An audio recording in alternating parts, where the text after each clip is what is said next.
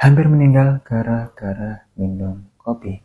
Jadi ini awal ceritanya gimana aku bisa terkena GERD karena minum kopi. Sebelumnya aku tuh pernah terkena asam lambung kalau nggak salah di sekitar umur 14 tahun, kelas 2 SMP.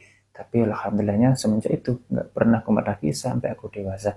Singkat cerita, pada tahun 2023 aku tuh pernah punya kebiasaan buruk sekali, dan juga aku punya project yang harus launching pada saat itu juga. Jadi ini kombinasi yang sangat combo. Kebiasaanku pada waktu itu adalah aku nggak pernah sarapan. Sarapanku sering di jam 2 ataupun jam 3 sore. Kedua, aku nggak pernah tidur tepat waktu. Ini aja, gara-gara deadline, aku sering banget tidur jam 2, jam 3, atau bahkan setelah subuh. Yang ketiga, gara-gara ngerokok. Pada waktu itu aku tuh punya kebiasaan ngerokok. Olahraga, nggak usah ditanya, aku nggak pernah olahraga pada waktu itu juga karena deadline yang sangat mepet. Dan menurutku ini yang menjadi penyebab utama aku bisa terkena GERD. Pada waktu itu aku punya kebiasaan minum kopi tanpa gula. Yang jadi masalah adalah pada waktu itu aku minum kopi sehari 2 ataupun 3 kali. Dan yang paling parah adalah nggak pernah sarapan, paginya minum kopi.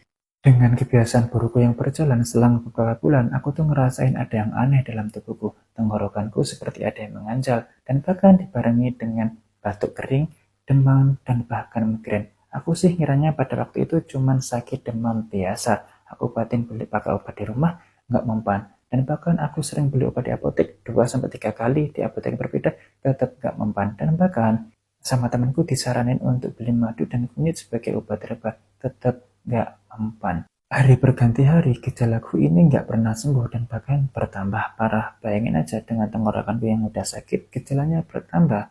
Yang pertama, dadaku semakin sesak dan bahkan seperti ada yang terbakar.